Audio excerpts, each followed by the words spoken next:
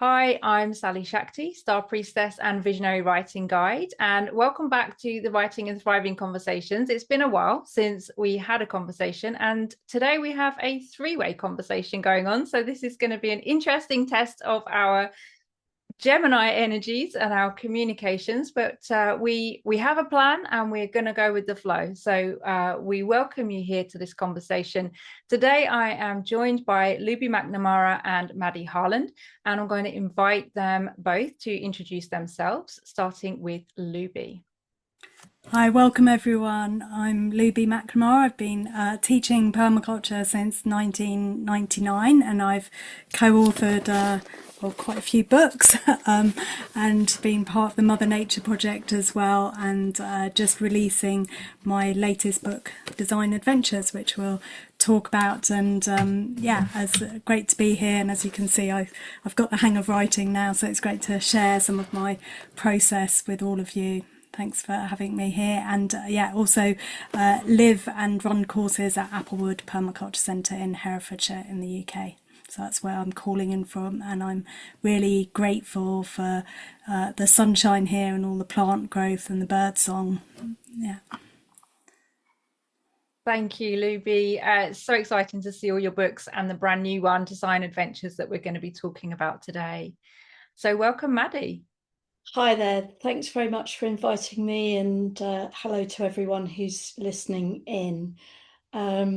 My name's Maddy Harland. I co-founded Permaculture magazine in about 1992, and I've been publishing books since about 1990. Some I wrote, but mainly I've been privileged to publish many authors from the permaculture and regenerative movement around the world, and work very closely with Looby for well over a decade now on developing a toolkit and visions for how we transform ourselves and our families and our local communities, and ultimately reach quantum mass and tipping points and change, and make culture more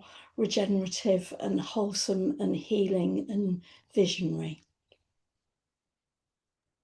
Thank you, Maddy. And just, the both of you, the experience you bring with writing and publishing and, transforming hearts and minds through the work that you both do, both on the land and through words, is a really powerful energy to have in the room with us today. So thank you for everything that you've been doing and creating and that you're continuing to do. And we're going to talk a lot today about the co-creative process that you two have experienced through bringing this book in particular into the world. And we're gonna focus a lot on how writing and bringing thoughts into the world onto the page can be really so powerful for our personal and wider cultural transformation, and that's somewhere I really want to focus today.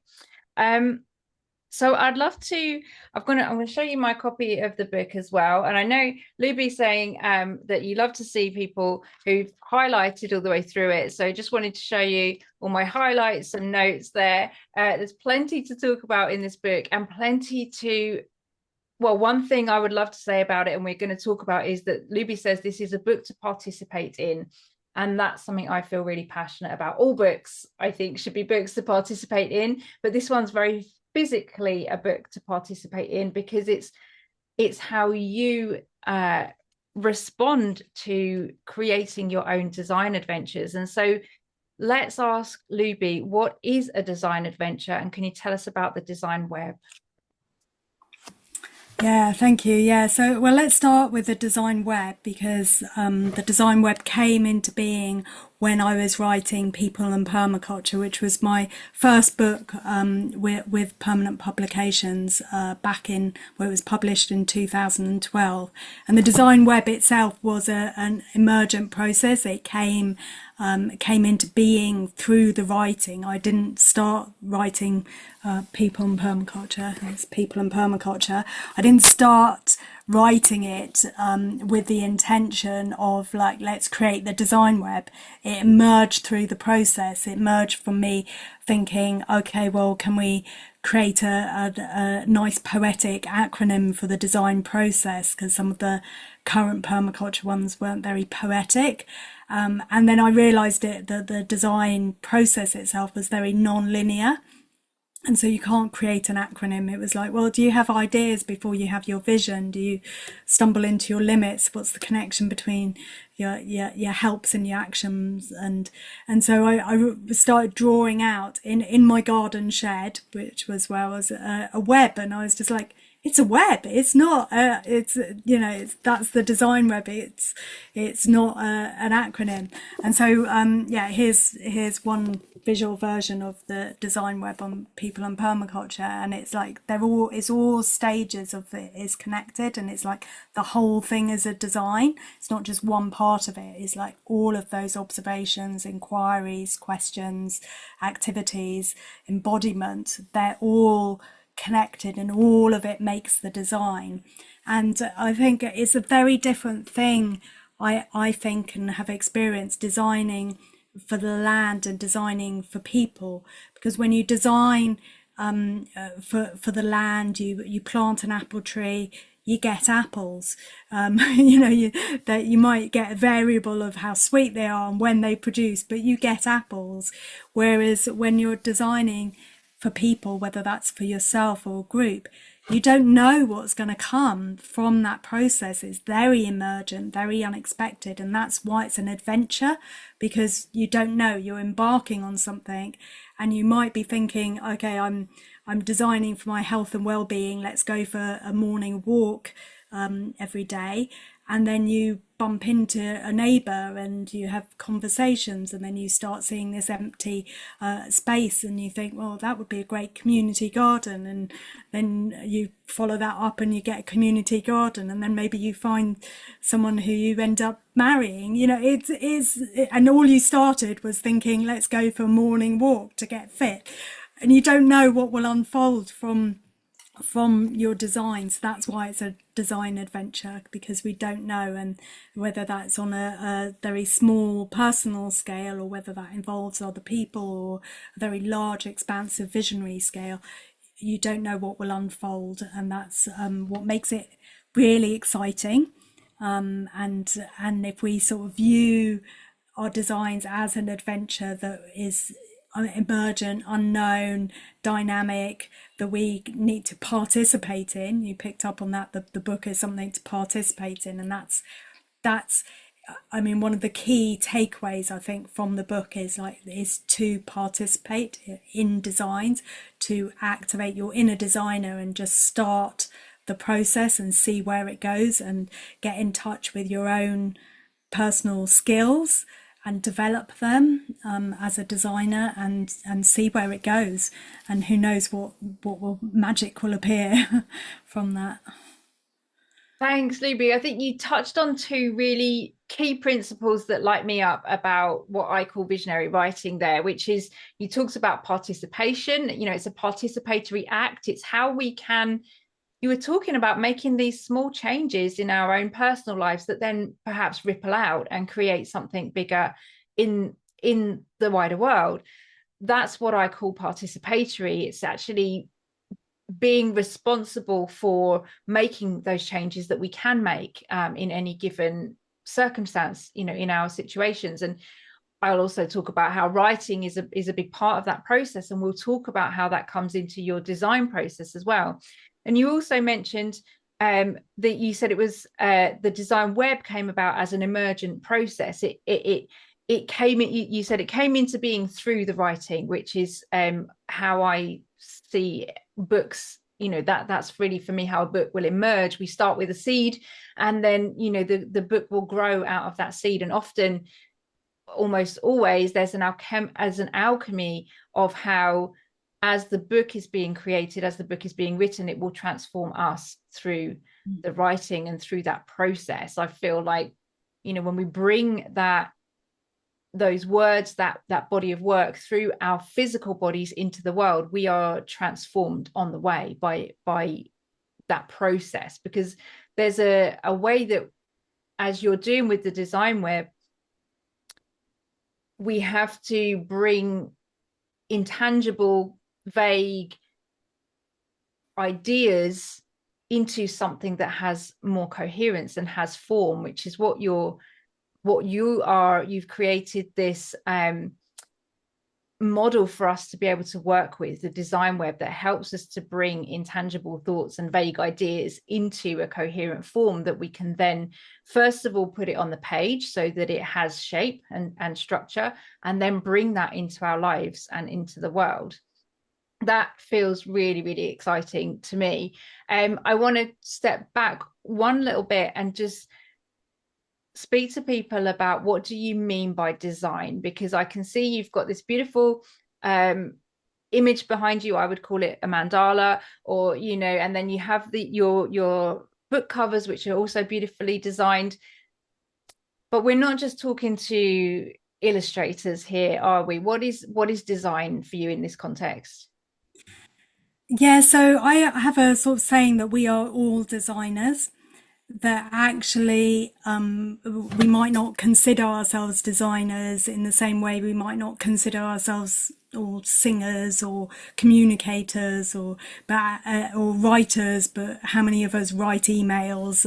You know, we do these things in our day to day, and we design a journey or we plan a meal, and so it's a process of manifestation, of like making a commitment and starting and thinking about, well, I'm here.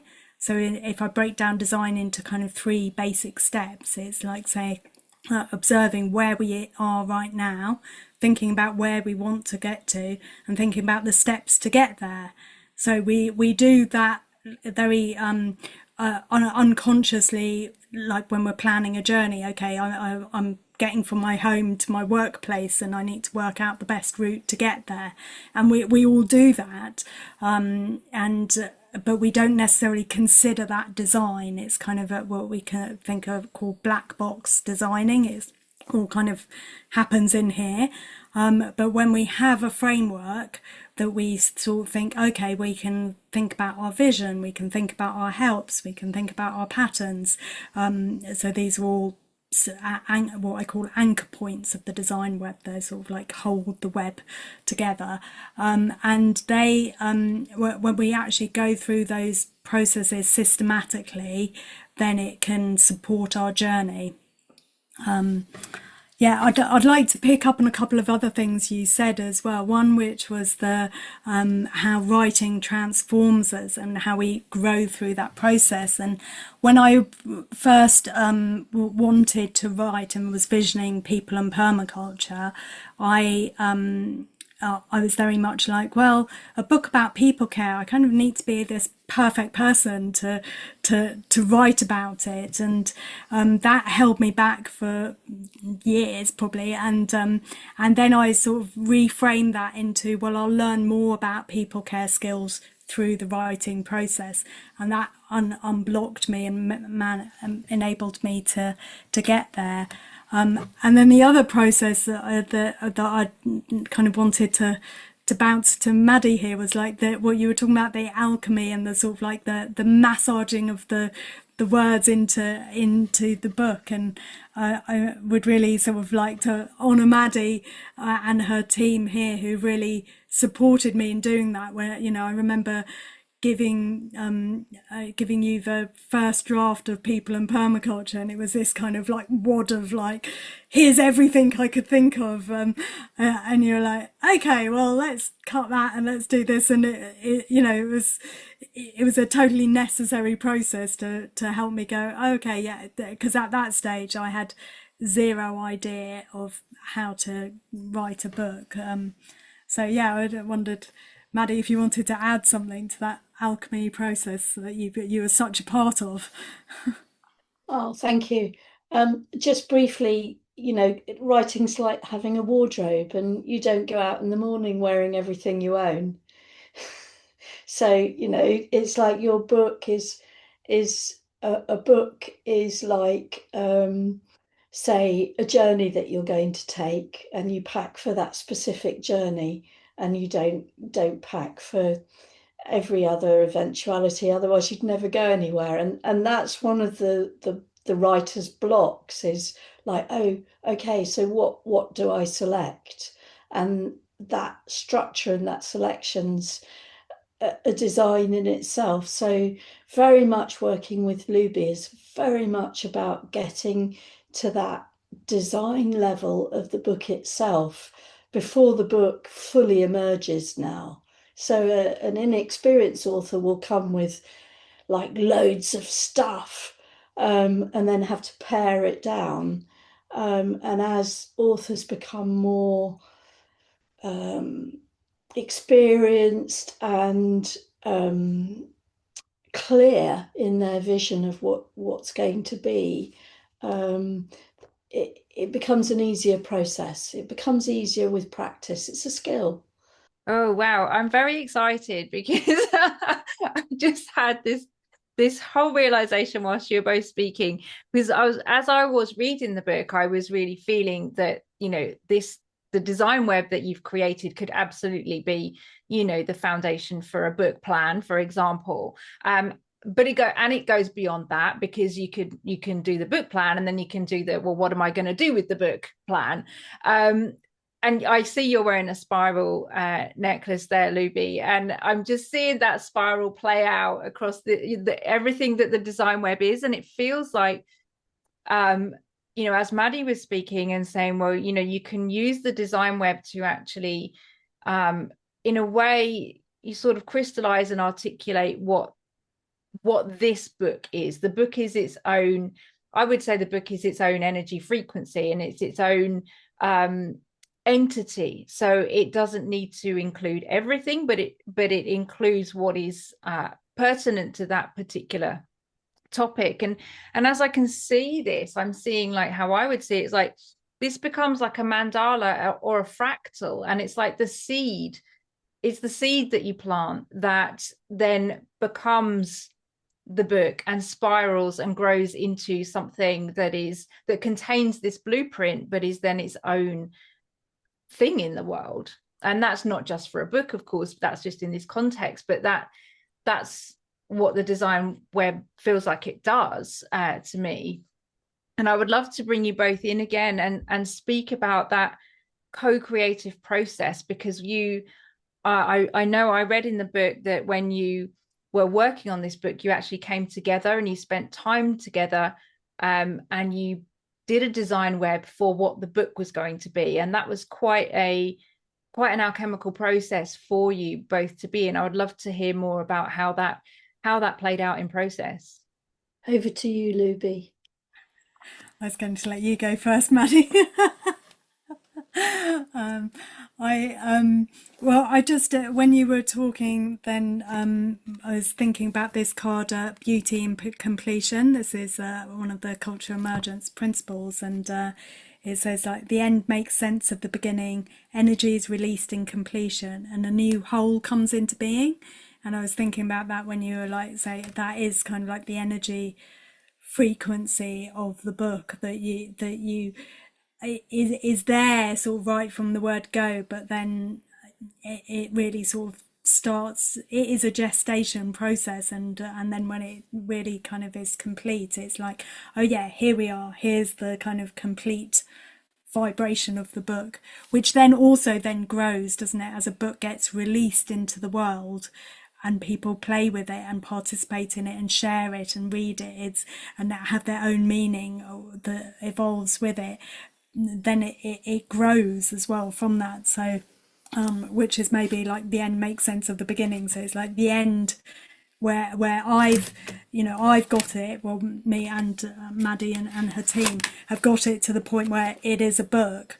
So that's the end, but it's the beginning of everyone else being involved with it, and that's what's really exciting. And I think I remember when we were in this process where me and Maddy, we spent a week together when I arrived, we did a design for our week together, which included like friendship time and solo time and designing time and all, and walking the land. That was really significant. And then we were starting to dream into like the book and like the impact it would make in people's lives and that positive impact. And I remember sitting in your circle, your medicine circle in the woods, and we're sitting in various points and describing what we felt like might be the impact. So we went very visionary, and then we also went very practical, and was the bookshelves behind Maddy there. I remember we got out all sorts of books from like the ones that you published, and were like, well, that one feels a bit big, and that one feels a bit small, and this one feels just about the right size. So as Maddy said, as we're as I've grown as a writer, I think if you had done that for people in permaculture, I wouldn't have been able to kind of grasp that. But now I could really go, well, I want to write the book now. Let's really design it. How big do we want to make it? How much space do we want to give the drawings and working from there forwards, rather than before it's like, as Maddy said, just here it all is. Here's my entire wardrobe. What shall I wear? I haven't heard you use that before, Maddy, but that was definitely going to stick with me. So yeah, that was one of my or two of my memories. Is one covering her living room floor with all sorts of different books, sort of thinking of the size of the book, and then the visionary out in the woods, the medicine circle. So, I mean, that was deeply enjoyable for me, because I don't often get to spend a week with an author, and I don't get the opportunity to participate in the shaping of the design of a book before it's written. Often people come to me with a done deal, and then then we have to create something from that is, holds the intention of the book and defines the audience and the outcome of reading it. So this is quite a different way of working, but also it's like to work on many levels. So to work on the practical size and extent and how many thousand word level, and how many illustrations and what paper we were going to use, and then to take that right out into what's your highest vision? What is your dream? What do you want to do with the act of writing this book? And that's an incredible privilege, to be with an author when they speak the dreams of their most intimate and inner being. It's a beautiful process. And I found that so I live in North Devon in a nature reserve, which is a 12-acre wood. And I found that as we were doing that, the wood responded to us. And owls came to the edge of the garden, and somehow that co-creative process was not just Looby and myself. It involved all the creatures and the holding of the landscape and the trees around us. And it was really, really special time to be able to work in that way, rather than in a more conventional sort of office-based contractual author publisher dynamic. And I think it brought a very deeply creative process to light. And I think that is also an invitation for the reader, because it's come from this place of weaving and co-creation. The invitation to the reader is look, you're part of this. This isn't a done deal that here's a product, come to my shop and buy it, or go to a good bookshop anywhere in the world, actually, ultimately. But come into these thought forms and share the journey with us. And that, for me, is why it's an adventure, because it's an invitation for us to emerge into a more positive personal and global culture. Oh, I'm so glad we spoke about this. It's just like I can feel my heart just expanding and opening. It's really exciting. I'm so glad you had that experience and that process. And I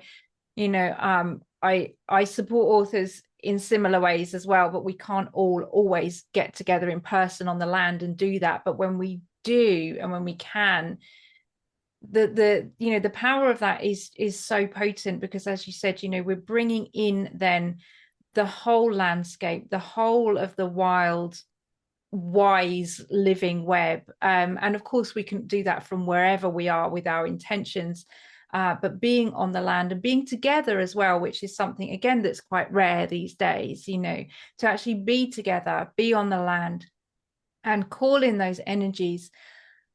And those energies then, as you said, become part of the frequency of the book itself. And that's something that people can experience through the book. It's, books are these incredible, powerful artifacts that I think there is still a lot of need and room for in this world of many things being virtual, because a physical book holds that intention, it holds that frequency, and somebody can have it in their hands and actually feel that when they engage with it and when they read it. And of course, with your invitation, Looby, to participate in it, they can then extend that into their own designs and their own creations and their own way of weaving in the world, which is so, what you've created here through this process gives people the opportunity to, well, for me, and I think for a lot of visionaries, we're full of ideas and visions, but how do we actually land that into something coherent and actionable? And you've done that in a way that is very visual, very creative, and has this ripple effect that we don't know. It's an adventure because we don't know where that seed of a design is going to take us, and that's just so magical, so powerful. So thank you. I'm just going to take a quick look at my notes to see some other questions that I want to talk about. And one thing that just comes back to me is you were mentioning, Looby, that when you wrote your first book, one of the aspects that held you back for a while or blocked you was thinking that you needed to be more of an expert in certain aspects before you wrote the book. And of course, this is, a lot of people have that, but the alchemy is, as you said, the book will take you into the learning, the experience, the growth, the transformation that you need in order to then become the person who's written the book. When you start the book, it's you're starting your own design adventure. You have this intention of, these are the things I want to write about, and you actually become that person through the writing process. And I remember you said in the book that I think when you were writing your first book, you were practicing more self-care around when you were writing the self-care chapter. We embody that process and then we can bring it in through our learning. So I was curious, as you were both talking, about whether there were any challenges that came up through your process together. What did you have to alchemize and overcome so that you could grow beyond any edges or limitations that you might have been experiencing? So Looby and I are both very strong characters, and it's wonderful because it's very energizing. Sometimes we don't agree, so we have to work through process together, and we both have to compromise, and we both have to work hard to see both sides of things and be quite holistic. And it's an interesting tension and dynamic, but our relationship, which is over many years and is highly supportive on both sides. It's not just I'm supporting and publishing this author. this author is also deeply invested in my well-being and my dream to bring this thinking and these visions into the world with many people. So it's a very, very reciprocal relationship that we hold, and neither of us is, we are deeply in a place of equality with each other. And because of that, and because of the need for consensus, sometimes it takes a bit of time to get to the overcoming of differences, but it's an incredibly creative way of working together. And we cook fantastic food when we're hanging out. Yeah. That's a byproduct of, like we both think, wow, this is so good. It's true. It's true. We do eat well together. Yeah, I think that it's interesting because there's different parts of our brain even that operate on, like, the writing is different from the editing, whether that's me doing the writing and then editing myself, or whether that's Maddie doing the editing. And so there's the classic tension which I think happens with every publisher and every author around timescales and deadlines and, like, get it done, and the sort of tension of, like, well, I'm here in front of my computer, but actually that pressure is just kind of completely cutting off my creativity, so therefore I can't do what I'm being told to do. And it's not that I'm not putting in the hours, but it's just that my creative well is just empty at the moment and I need to wait for it to recharge. But on the other side, it's like, come on, clock saying do it now. And so we had that whole thing about, like, particularly for me it was the first part, the opening, and then the ending. Something in the middle, okay, if it's not, like, hugely poetic, it's okay, but the beginning and the end, you need to really capture people's attention. And so those were, I remember, sort of, like, struggling with those and doing something really kind of lukewarm, and Maddie was just like, yeah. And I was just kind of like, well, okay, maybe a weekend off and I might, suddenly have the inspiration, which I did have the inspiration after kind of walking the land here at Applewood and just having a bit of breathing space. And then I remember, like, I asked Maddie to do the forward, and then the foot was on the other shoe completely because I was just kind of like, well, it's almost great, but that bit is a bit muddled or something. So then I was editing Maddie's writing, and then Maddie was just like, oh, I need to be in the right mood for this. I was like, I know. She made me rewrite it 3 times. Edit, Maddie, just 3 drafts, and I do about 6 drafts, so it was only short, but yeah, she made me redraft it 3 times, but actually it was a far better piece of work for the scrutiny, and also it was, like, payback time. I wasn't deliberately paying you back, but I did have a sense of foot on the other shoe, and and also, like, you had burst this whole process. So of course the author has got this deep vision about a book, and it's so embodied that has to be respected. And yeah, I had a time that I could write it in, and I had to spend time, even though it is short, on making it the best piece that I could possibly provide. Well, I do appreciate it, Maddie. It's a lovely start to I the don't book. do it very often. And I know, Sally, you picked it out. I saw one of your posts about Maddie's talk about the spider. So, yeah. Yeah, I think it's a great collaboration between you both, and that's what really interested me in this process, talking to you both about, the co-creativity of this process, how you worked together, what challenges you overcame, how you were using the web to create the book and then to create your process as well.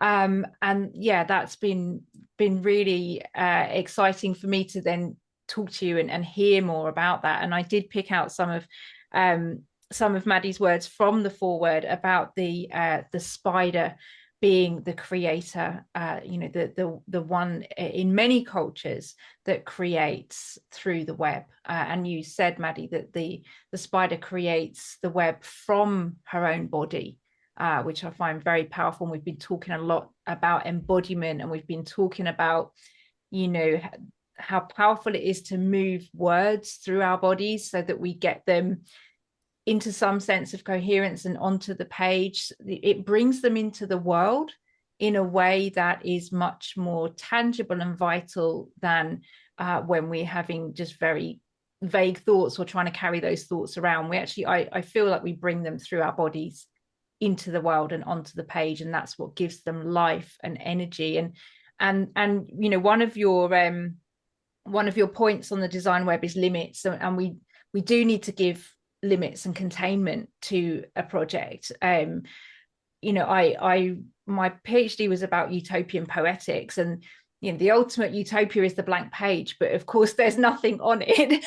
So we have to, it's always going to become imperfect by bringing it into form, but we have to bring it down and give it limitations, bring it into a body, so to speak, so that it can exist, so that it can live. And so that's really where that spider magic really comes in for me as well. I found that really powerful. Yeah, I did, just to say, I did start, when I started writing People and Permaculture, do a design around my writing process, and which involved then, like, we had a garden shed in my old house, which was literally a sort of 2-meter square garden shed, and we cut a hole in the window and literally threw an electric line down, so put a little desk in there, so I had nothing in there apart from my computer and distractions, and so I've used that writing process design time and time again, and it gets refined, and now when I enter into a creative project, it's like I'm immediately in that design process, even though it's changed. I've upgraded and have a whole studio now for writing in, from a garden shed, so it's grown, but that design for my writing process still exists, and I can step into it at any time. I'm not in it at the moment. I haven't got another project on the go, Paddy, you'll be pleased to hear. But yeah, I can feel it, but it's calling one day. That's spiraling out from the seed again, isn't it? Starting in the shed, and then that growing to become its own, a studio for your writing, and the whole process just growing beyond what you probably imagined in that first iteration. And that's really how the design web works, and you weave that into your practice through all areas of your practice. So, well, we haven't really spoken much about the other elements of your practice, cultural emergence and people and permaculture. And I know we're going to be wrapping up soon because of we're coming close to our time. So what I'd like to do to complete is to invite both of you to say to everyone where they can find you and where they can find the book. And then I would like to invite Looby to close us with your cultural emergence poem, which I think will also give people that flavour of what you're all about. I have a website, cultural-emergence.com, and people can find out all about my in-person and online courses there, and all my books, and get signed copies from me. And when you sign up to the newsletter, you get the Cultural Emergence Principles colouring book, so you can engage creatively with the Cultural Emergence Toolkit. So and you can find out about Applewood, and all of my offerings are there on that. So cultural-emergence.com. I'm also on various social medias intermittently as well. And you'll find a whole body of my work at permaculture.co.uk, and specifically more information about Looby's book at permanentpublications.co.uk. It's distributed in North America by Penguin Random House, and it has distribution all over the world via our distributors in all the normal channels, but Good Bookshop or direct from the author for signed copies, or from us at our shop at Permaculture Market. So, if you give the websites on this YouTube blog, then you can find us. But go and check Looby's website out. Always good to go to the source and meet the author. Absolutely. And Looby's got other books and a card deck on that website. And those links will be available. That book, your book is coming out in September, isn't it? So I think people can pre-order it now and then real life order it after September. So if you order it now, it will be pre-order, and then after September it will be available. So do go and check out the book Design Adventures and Looby's other books and cards, and also the other books and magazines that Maddy has been publishing for many years and decades. Now let's invite Looby to read your poem. Yeah, thank you. Yeah, so this poem is from my book Cultural Emergence, and it really started the whole process of the Cultural Emergence Toolkit, and very much what we've been talking about the alchemy of something evolving and emerging as we write. So this poem evolved and emerged as the toolkit evolved and emerged. This cultural emergency calls for cultural emergence, a breaking through, a breaking free of cultures, of isms and schisms, of gun culture, war culture, rape culture, fear culture, greed culture, waste culture, chemical culture, of corporations controlling our culture, polluting our culture. Peeling back the layers of oil smothering our culture, can we connect our roots into the earth and reach out to fellow beings and show our care? Can we cultivate a responsibility culture, friendship culture, kindness culture, justice culture, safety culture, peace culture, a culture of innovation, resilience and hope? Can we name and create the culture we want, a visionary, regenerative culture? Can we shift our priorities, phobias, patterns, parameters, opinions, assumptions?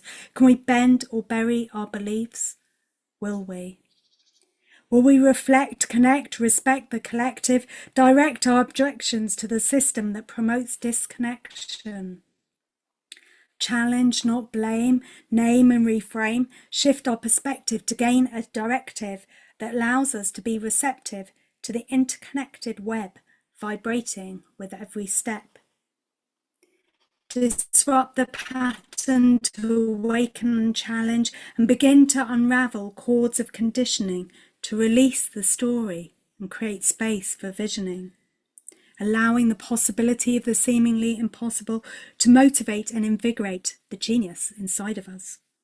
Activate and initiate, appreciate and celebrate, collaborate and participate, to co-create and facilitate the desire to germinate and take control of our fate, moving away from this state of emergency into a state of fertile cultural emergence, where we use emergence to support emergence with the divergence and convergence of minds creating designs, with the intelligence of cooperating hearts to give us a start on this path of empowerment. To bring fulfillment and deep nourishment, it requires commitment to trusting the process and opening to osmosis of the mystical and magical, to be alchemical with the mathematical, for practical and logical action, to bring connection and emerge the solutions for manifestation of personal and global transformation. Thank you so much, Looby. I've heard you read that a few times, and every time it's just so powerful. I love the way that the rhythms and the words just open to each other to create something so cohesive and full of potential. I really, really appreciate you sharing that with us. I think it really is a beautiful way to end our conversation today. Thank you both so much. Thank you Thank you very both. much for inviting us. Yay. You're both so welcome. Just another invitation for people to check out Looby's books and cards, and Maddy's work at Permaculture magazine. And thank you both for being here. I would love to talk for longer. There's so much we could say, but I really appreciate you sharing your magic with us today. Thank you, Sally. Thank you.